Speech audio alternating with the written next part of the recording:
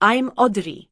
Standing outside the courthouse, the weight of the past few months still heavy on my shoulders, I look down at the little hand clutching mine. My daughter, Ava, looks up at me with those big, innocent eyes, and for the first time in what feels like forever, I feel a glimmer of hope. Justice has been served, but the scars remain. It all started when my mother, a kind-hearted woman with a passion for antiques, passed away unexpectedly. I was a 35-year-old curator at a private art gallery in San Francisco, a job that required me to present a polished exterior, though I never really cared much for appearances. I lived with my husband, Ryan, a real estate developer, and our 5-year-old daughter, Ava. Our house was a beautiful Victorian mansion on the outskirts of the city, surrounded by a large garden and a small pond. Ryan's parents were a different story. His father, Henry, was a cold and calculating businessman, and his mother, Victoria, was manipulative and controlling. They always saw me as an outsider, someone who had married into their family for the money. When my mother died, she left me a substantial inheritance, around $2.8 million, mostly from her antique collection and investments. After the funeral, I noticed a change in Ryan. He started having late-night meetings, taking mysterious phone calls, and I would overhear him whispering in his study.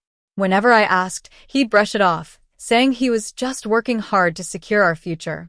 But deep down, I knew something was off. Ava, my little girl with the wild imagination, also started acting strange. She would sit by the window for hours, staring into the garden, saying she saw shadowy figures talking to each other. I thought it was just her overactive imagination, but one day she said, "Mommy, they're talking about you."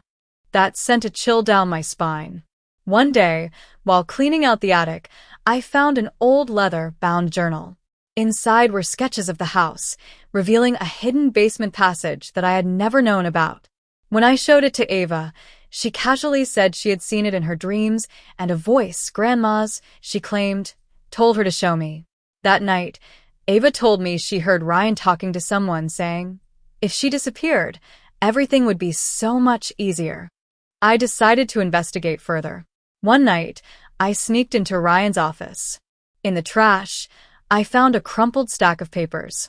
There was a diagram of our home security system set to a full lockdown mode and a blueprint of the house with a note underlined, "No loose ends." Then, I received a call from a bank confirming a request to close my mother's savings account in my name. I knew then that Ryan was trying to steal my inheritance. The situation escalated quickly. One evening, Ryan said he had to go on a last-minute business trip. While he was gone, Ava drew disturbing pictures of our house surrounded by darkness and faceless figures. That same night, I found a life insurance policy in my name, with Ryan as the beneficiary. The signature was forged, and there was a note saying to complete the paperwork before a certain date and make sure I wouldn't find out. Ava told me she dreamed about my mother warning her not to trust Ryan. I knew I had to get Ava to safety. I took her to our neighbor, Mrs. Thompson, who was a retired art teacher, and told her Ava had a fever. Back home, I called the insurance company pretending to be Ryan. The employee confirmed that the policy was activated. That afternoon, I found another copy of the house blueprint with a strange mark in the basement. When I went to investigate, Ryan suddenly came home. I hid in the basement as he called out for me. Then the security system activated, locking me inside.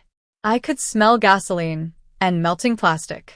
I was terrified, but I remembered the hidden passage. I managed to crawl through it and made my way to Mrs. Thompson's house.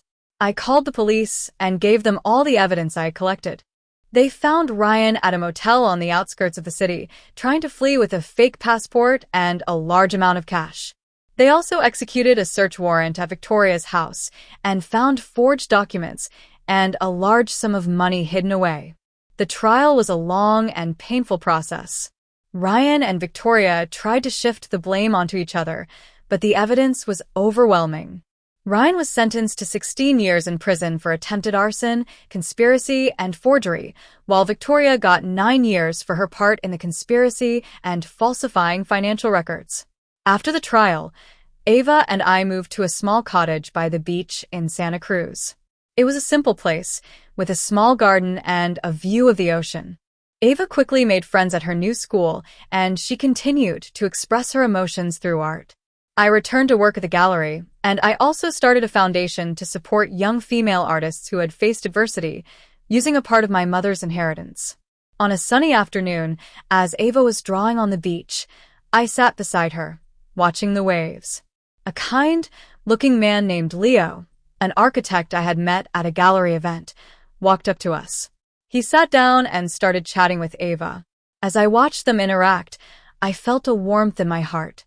Ava looked up at me and said, "Mommy, I think Leo could be part of our family. He makes me feel safe."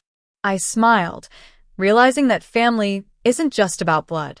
It's about love, trust, and the people who make you feel at home.